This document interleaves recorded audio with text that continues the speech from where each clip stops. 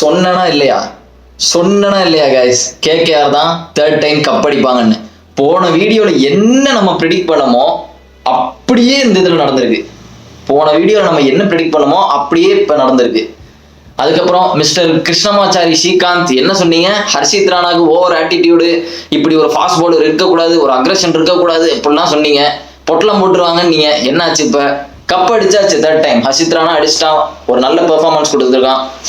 So இப்போ கேகேஆரை பற்றி பேசுவோம். எனக்கு தெரிஞ்சு ஃபர்ஸ்ட்ல இருந்து வருவாங்க கைஸ். நம்ம போன வீடியோ பார்த்தீங்கன்னா உங்களுக்கு தெரியும், நான் என்ன சொன்னனோ அப்படியே இதில் நடந்துட்டு இந்த ஃபைனலில் சென்னையில் வச்சு 2வது வாட்டி மறுபடியும் அடிச்சிட்டாங்க. 3வது கப் அடிச்சிருக்காங்க Kolkata Knight Riders. First toss ஜெயிச்சான் பேட் கமிங்ஸ். எதுக்கு பேட்டிங் எடுத்தான்? சரி எடுத்துட்டான், அவனுக்கு ஏதோ பேட்டிங் தான் நல்லா வருதுன்னு நினைச்சு எடுத்தானோ என்னமோ. கண்டிப்பா ரிக்ரெட் பண்ணியிருப்பான் பேட்டிங் எடுத்ததுக்கு அப்புறம். சேஸ் தான் பண்ணியிருக்கணும் எனக்கு தெரிஞ்சு. கொல்கட்டா நைட் ரைடர்ஸ் மாதிரி ஒரு ஸ்ட்ராங்கான டீம்ல ஏற்கனவே அடி வாங்கினானுங்க. அப்புறம் எதுக்கு எடுத்தானுங்க? சரி பேட்டிங் சொல்லிட்டானுங்க, பேட்டிங் வந்தானுங்க. நான் சொன்னேனா இல்லையா போன வீடியோல, மிச்சல் ஸ்டார்க்கை பார்த்து டிராவிஸ் ஹெட் பயப்படுவான் அப்படின்னு.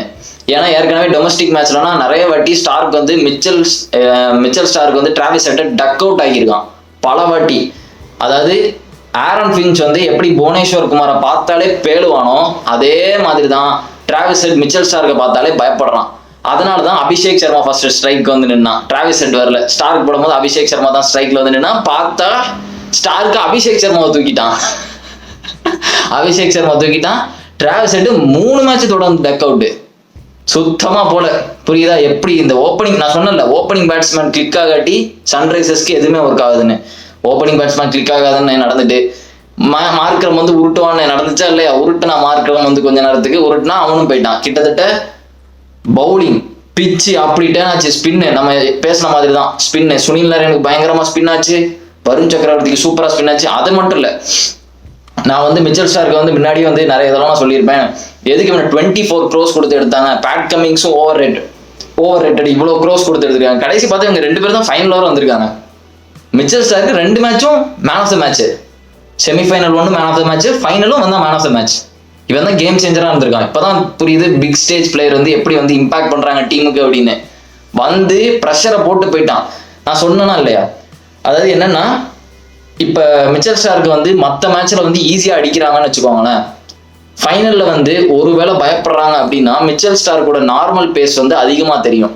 இப்போ நார்மலா ஒரு 150 போடுறான்னு வச்சுக்கோங்களேன். நார்மல் மேட்ச்ல எல்லாரும் வந்தோன்னு அடிச்சிட்டாங்க கரெக்டா. அதே இது ஃபைனல் ப்ரெஷர் உங்களுக்கு இருந்துச்சு, ஐயோ நாக் அவுட் மேட்ச் நல்லா ஆடணும் அப்படின்ற ப்ரெஷர் இருந்துச்சுன்னா அவன் நார்மலா போடுற பாலே உங்களுக்கு பயங்கர ஃபாஸ்டா வர மாதிரி இருக்கும். இதுதான் சோக் ஆகக்கூடாது. ஸோ இதுதான் மிச்சல் ஸ்டார்க்குடைய பவர். மற்றபடி சன்ரைசர்ஸ்க்கு இன்னைக்கு எதுவுமே கரெக்டாக நடக்கல, எதுவுமே அவங்க ஒழுங்காக பண்ணலை. பேட்டிங்ல இருந்து பவுலிங் வர எல்லாம் அட்டி தான், வந்தோன்னே அட்டி. அதுக்கப்புறம் ஸ்ரேயஸ் ஐயருக்கு கண்டிப்பாக கிரெடிட்ஸை கொடுத்தே ஆகணும். நான் ரொம்ப கௌதம் கம்பீரை பொழுதுகிட்டே இருந்தேன். இருந்தாலும் ஸ்ரேயஸ் ஐயருக்கு நான் எதாவது கொடுத்தே ஆகணும்ப்பா. அது எப்படி ஒரு கேப்டனுக்கு கொடுக்காமலே எல்லாமே கௌதம் கம்பீர் தான் பண்றாரு தெரியுது. இருந்தாலும் ஸ்ரேயஸ் ஐயர் டெல்லியில கேப்டனா இருக்கும் போதே அந்த டீமை ஃபைனல் கொண்டு வந்தான். எப்போ நீங்களே பாருங்களேன், ஸ்ரேயஸ் ஐயர் எப்போ டெல்லியை விட்டு வெளியே வந்தானோ அப்பவே இருந்து டெல்லி டவுன்ஃபால் ஆயிட்டு. ஸ்ரேயஸ் ஐயர் டெல்லியில இருக்கும்போது பிளே ஆஃப் வந்தாங்க, ஃபைனல் வந்தாங்க, செம ஸ்ட்ராங்கா இருந்து. எப்போ ஸ்ரேயஸ் ஐயர் போனானோ சொதப்பிட்டு. ஸோ ஸ்ரேயஸ் ஐயருக்கும் இந்த கிரெடிட்டை கொடுத்தே ஆகணும். ஸ்ரேயஸ் ஐயர் உண்மையிலே வெல் டிசர்வ்டு. வெளியே தெரில எனக்கு. ஆனா ஸ்ரேயஸ் ஐயர் எப்படி சொல்ல, ஒரு அண்டர் ரேட்டட் கேப்டன் மாதிரியே இருக்கான். சஞ்சு சாம்சன் நல்லா வெளியே தெரிஞ்சான். பட் ஸ்ரேயஸ் ஐயர் அவங்க டீம் ரொம்ப ஸ்ட்ராங்கா இருக்கிறனால கண்ணிக்கே தெரியல. அதுதான் மேட்டர். அது மட்டும் இல்லாம ரொம்ப காக்கியா இருப்பான், ரொம்ப கூலா இருப்பான். புரியுதுல? கொஞ்சம் ஆட்டிடியூட் இருக்கும். அப்படிதான் இருக்கணும் ஒரு பிளேயர்னா, அப்படிதான் இருக்கணும். அதுதான் ஒரு கிரிக்கெட் பிளேயருக்கு அழகு இல்லையா? So he deserve it, Gambhir deserve it, Shahrukh deserve it, எல்லாமே டிசர்வ் தான். நினைச்சபடியே ஸ்பின் நல்லா பிச்சாச்சு. நான் என்ன எதிர்பார்த்தேன், மழை பெய்யும் நினைச்சேன். அப்படிதான் இருந்துச்சு. ரொம்ப ஹீட்டா வருமே. காலையில இருந்து ஃபுல்லா இருட்டிக்கிட்டே இருந்தேன். ஆனா இருட்டிக்கிட்டே தான் இருந்துச்சு. இப்பதான் காத்தடிக்குது. எனக்கு ஏதோ இனிதான் மழை பெய்யுமோன்னு தோணுது. பார்ப்போம் கைஸ். அது இப்போ மழை பெஞ்சா என்ன பெய்யாட்டி என்ன, கேகேஆர் 3rd டைட்டில் அடிச்சிட்டாங்க. அதுக்கப்புறம் இன்னொரு வருது எனக்கு புரியவே இல்லை. டெக்கான் சார்ஜர்ஸும் ஹைதராபாத் தானே. அப்போ சன்ரைசர்ஸ் 2 டிராஃபி அடிச்ச மாதிரி தானே வைக்கணும். அது என்ன சன்ரைசர்ஸ் ஏற்கனவே ஒரே ஒரு வாட்டி அடிச்ச மாதிரி வச்சிருக்காங்க. அப்போ டெக்கான் சார்ஜர்ஸ் ஒரு டீமே இல்லையா? எனக்கு புரியவே இல்லைப்பா. சன்ரைசர்ஸ் ஒரு டிராஃபி தான் அடிச்ச மாதிரி வச்சிருக்காங்க. அந்த ஸ்டார் பாருங்க, டிஷர்ட்ல எத்தனை கப் அடிச்சிருக்காங்களோ அத்தனை ஸ்டார் வச்சிருப்பாங்க. ஒரே ஒரு ஸ்டார் போட்டிருக்காங்க. அது மட்டும் இல்லாமல் சன்ரைசர்ஸ் 1 தான் அடிச்சிருக்காங்க அப்படின்றாங்க. ஏண்டா அப்போ டெக்கான் சார்ஜர்ஸ் உங்களோட ஸ்டேட்டுக்கு அடிச்சது என்னடா சொல்ல போறீங்க? டெக்கான் சார்ஜர்ஸ் அடிச்சது என்னடா சொல்ல போறீங்க? One of the best team in ஐபிஎல்ரா அட் த டைம். ஸோ என்னமோ எனக்கு தெரிஞ்சு நிறைய பேர் பேட் கமிங்ஸ் தான் ஜெயிப்பானுங்க தொட்டதெல்லாம் தங்கம். நீங்க நான் சொன்னா இல்லையா, அதெல்லாம் நடக்காது, வேலைக்கே ஆகாது. எத்தனை வாட்டி தொட்டதெல்லாம் தங்கமாகும். இந்த வாட்டி கேகேஆர் தான் 3rd டைம் காமிச்சிட்டாங்க அவங்க டீம் எவ்வளோ ஸ்ட்ராங்காக இருக்குன்னு. சன்ரைசர்ஸ்க்கு வந்து பெரிய ப்ளஸ் பாயிண்டே அவங்க ஓப்பனர்ஸ் தான். அவங்க ஓப்பனர்ஸ் கிளிக் ஆனாதான் பேட்டிங்கே நடக்கும். அவங்க ஓப்பனர்ஸ் கிளிக் ஆகலையா எதுவுமே நடக்கல. இன்னைக்கு ஃபாஸ்ட் பவுலர் ஹர்ஷித் ராணா எல்லாருமே விக்கெட் எடுத்துட்டாங்க. ரசில் வரான் 3 விக்கெட். ரசில் வந்து இந்த ஐபிஎல் வந்து கண்ணுக்கே படல எனக்கு தெரிஞ்சு. மற்ற எல்லா ஐபிஎல் ரசில் வந்து முக்கிய அடிப்பான், நல்லா தெளிவாக தெரியும். இந்த ஐபிஎல் வந்து ஃபர்ஸ்ட் மேட்ச் பயங்கரமானா, அதுக்கப்புறம் வந்து கன்சிஸ்டண்டா வந்தா 6 அடிப்பான், அந்த மாதிரியே பண்ணிட்டு இருந்தான். பட் பவுலிங்ல நிறைய விக்கெட் எடுத்திருக்கான். எப்பெல்லாம் வந்து ஸ்ரேயர் பாலை கொடுக்குறானோ அப்பெல்லாம் வந்து விக்கெட் தான் எடுத்திருக்கான் Andre Russell. So he deserve his credit. அதுக்கப்புறம் என்ன, கிட்டத்தட்ட எல்லாருமே யாரெல்லாம் இன்னைக்கு கொல்கத்தா நைட் ரைடர்ஸ்ல பவுலிங் போட்டாங்களோ அவங்க எல்லாருமே இன்னைக்கு விக்கெட் எடுத்திருக்காங்க.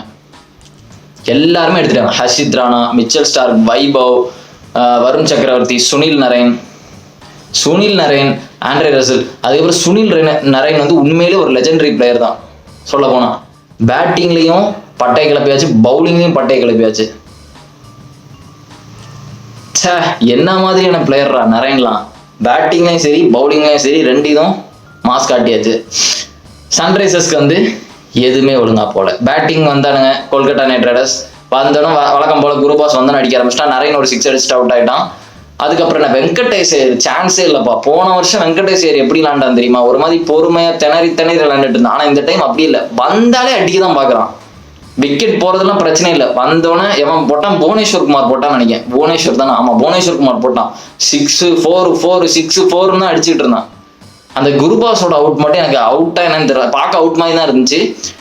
ஆனா ஒரு ஃபைனல்ல வந்து எப்படி வந்து ஒரு டிஆர்எஸ் வந்து தெளிவா கொடுக்க மாட்டேங்கிறாங்கன்னு தெரியல. அவங்க 3rd அம்பையர் என்ன சொன்னாங்கன்னா, எங்களால வந்து இந்த அது என்ன சொல்லுவாங்க, அந்த எட்ஜ் பார்ப்பாங்களே அந்த மீட்டர்ஸ் வச்சு, பேட் வந்து எட்ஜ் பட்டிருக்கா, அது இல்லை, பால் ட்ராக்கிங்கும் இல்லை, அதனால ஆன்ஃபீல்ட் அம்பையர் கொடுக்குற டிசிஷன் வச்சு கொடுக்குறோம் அப்படின்றாங்க. என்ன பண்றீங்க நீங்க, புரியவே இல்லை. ஒரு இம்பார்ட்டன்டான ஃபைனல்ல வந்து இப்படி தெரியாது அப்படின்னா சொல்ல முடியும். இது ஒரு ஷார்ட் மேட்ச், வெறும் ஒரு 113 ரன் அடிச்சனால ஓகே. இப்போ இது ஒரு பெரிய மேட்சா இருந்தாலும் என்ன பண்ணியிருப்பீங்க, அப்படிலாம் இருக்கக்கூடாது. அது மட்டும் இல்ல, பழைய அம்பையரோட இப்ப இருக்கிற அம்பையர்லாம் ரொம்ப டுபாக்கூரா என்னன்னு தெரியல, கான்ஃபிடென்ட்டே இல்லையா ரொம்ப வந்து இந்த டெக்னாலஜி வந்ததுக்கு அப்புறம்னு. அந்த டைம்ல நான் சைமன் டஃபல், பில்லி பவ், அதுக்கப்புறம் ஸ்டீவ் ஏதோ ஒரு பேர் வரும், அவங்கெல்லாம் இருக்கும் போது ஒரு ரன் அவுட் வந்து க்ளோஸா இருக்கு இல்ல எல்பிடபிள்யூ ஏதாவது வந்துச்சுன்னா தைரியமா அவுட் கொடுப்பாங்க. நீங்க அந்த டைம்லாம் கிரிக்கெட் பாத்தீங்கன்னா தெரியும், தைரியமா அவுட் கொடுப்பாங்க.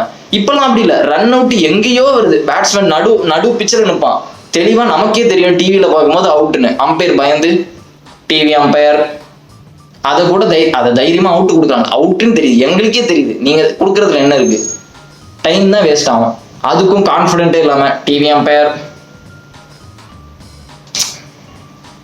போங்கடா. ஸோ வெங்கடேஷ் ஐயர் வந்தான், மேட்சை வந்து சீக்கிரம் முடிக்க தான் பார்த்தான். அதுக்கப்புறம் கடைசி குருபாஸ் விக்கெட் போச்சு. ஸ்ரேயஸ் ஐயர் வந்தான், மேட்சை வந்து முடிச்சிட்டாங்க. அவ்வளோதான், கப் அடிச்சிட்டாங்க 3rd டைம். இதுக்கு முன்னாடி வந்து 2012 சென்னையில் வச்சு சென்னை அடித்தாங்க, அது ஒரு பயங்கரமான. அதுக்கப்புறம் 2014 சின்னசுவாமி ஸ்டேடியம் பெங்களூர்ல வச்சு இது பஞ்சாப் அடிச்சாங்க. அது உண்மையிலே 2 பயங்கரமான ஒரு 2012 2014 ஒரு சரியான ஃபைனல். என்ன கேட்டீங்கன்னா செம த்ரில்லர் கொல்கத்தால ஆண்டதுல. பட் இந்த வாட்டி வந்து ஒரு லோ ஸ்கோரிங், எனக்கு தெரிஞ்சு இருக்கிறதுலே ரொம்ப போரிங்கான ஒரு ஃபைனல் இதாக தான் இருக்கும். ஆமா, நடந்ததுல இந்த சீசன் வந்து ஒரு பயங்கரமான சீசன், இருக்கிறதுலே கிரேசியஸ்ட் ஐபிஎல் சீசன் எனக்கு தெரிஞ்சு 2014 அப்புறம் இதாக தான் இருக்கும். ஏன்னா எல்லாமே பார்த்தாச்சு, ஹையஸ்ட் சேஸ், மோர் சிக்ஸஸ், ஹையஸ்ட் டோட்டல் இந்த மேட்ச், மோர் செஞ்சுரிஸ், மோஸ்ட் 4 எல்லாம் கிட்டத்தட்ட எல்லாமே பார்த்தாச்சு இந்த ஐபிஎல்ல. ஃபைனல் மட்டும் அவ்வளோ சிறப்பாக இல்லை. இந்த பிளே ஆஃபே ஒரு மாதிரி ரொம்ப பெருசாலாம் இல்லை, பட் குரூப் ஸ்டேஜ் எல்லாமே பயங்கரமா இருந்து. One of the best IPL தான் இந்த சீசன். அடுத்து இப்போ என்ன, கேகேஆர் ஜெயிச்சிட்டாங்க 3rd time, congratulations. But Pat Cummins வந்து உண்மையிலே ஹி டிசர்வ்ஸ் இட். நான் வந்து யாருக்கெல்லாம் வந்து இது ஓவர் ரேட்டர் என்ன நினைச்சேன்னா, ஸ்டார்க் ஓவர் ரேட்டர் நினைச்சேன். எதுக்கு அவனை வந்து இவ்வளோ க்ரோஸ் கொடுத்து வாங்கணும்னு நினைச்சேன். பட் பிக் டைம்ல பெர்ஃபார்ம் பண்ணிட்டான். 2 மேன் ஆஃப் த மேட்ச் கரெக்டாக வந்து லாஸ்ட் 2 மேட்சஸ்ல நாக் அவுட் ஸ்டேஜஸ்ல 2 மேன் ஆஃப் த மேட்ச் வாங்கிட்டான். பிக் மேட்ச் பிளேயர்னு காமிச்சிட்டான். பேட் கமிங்ஸ் வந்து நான் என்ன நினைச்சேன், இவன் வந்து ஒரு T20 பிளேயரே இல்லை, இவன் எப்படி இந்தியாவுக்கு வந்து ஒரு லோக்கல் டொமஸ்டிக் பிளேயரை பத்தி எப்படி இவனுக்கு தெரியும். ஒரு டீம்ல வந்து நிறைய இந்தியன் பிளேயர் வச்சிருப்பாங்க, அவங்கள பத்தி தெரியணும்னா ஒரு இந்தியன் பிளேயர் தான் இருக்கணும். அப்படி இல்லாட்டி ரொம்ப நாள எக்ஸ்பீரியன்ஸான ஒரு பிளேயர் தான் இருக்கணும். எப்படி பேட் கமிங்ஸ்க்கு வந்து இதெல்லாம் புரிய போகுது அப்படின்னு நினைச்சேன். எதுக்கு அவனை வாங்கினாங்கன்னு பார்த்தா he shows it, he is the man. Final over கொண்டு வந்துட்டான். இதுவே கஷ்டம் தான். அந்த டாஸ்ல தான் ஏதோ அவன் சொதப்பிட்டான்னு தோணுது. பட் இருந்தாலும் கொல்கட்டா தான் அடிச்சிருப்பாங்க. என்னன்னா இருந்தாலும் கொல்கட்டா இன்னைக்கு ரொம்ப கான்ஃபிடென்ட்டா இருந்தாங்க. தொட்டதெல்லாம் தங்க மாதிரி தான் இருந்துச்சு. நான் ஃபர்ஸ்டே ரொம்ப கான்ஃபிடென்ட்டா இருந்தேன் கொல்கட்டா தான் ஜெயிக்க போகுது அப்படின்ற மாதிரி தான் இருந்தேன்.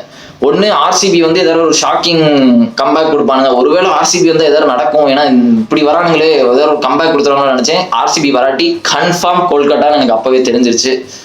கொல்கட்டா தான் 3rd டைம் அடிக்க போறாங்க. அது எந்த டீமா வந்தாலும் தெரிஞ்சிருச்சு. So they won it. அதுக்கப்புறம் சன்ரைசர்ஸ் ரன்னர் அப் தான். கோலி ஆரஞ்சு கேப் வாங்கியாச்சு.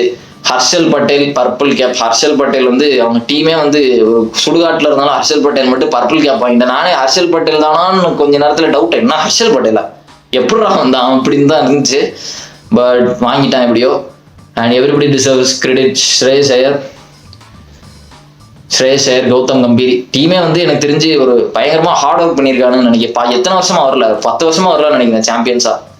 போன வருஷம்லாம் கீழே இருந்தானுங்க. போன வருஷம் எதுவுமே செட் ஆகல. அவனுங்களுக்கு நல்ல கோச் இல்லை, ஸ்ரேயஸ் ஐயர் இல்லை, ராணா கேப்டன்சி பண்ணிட்டு இருந்தான். இப்போ வந்து சென்னையில் வச்சு கப் அடிச்சிட்டாங்க.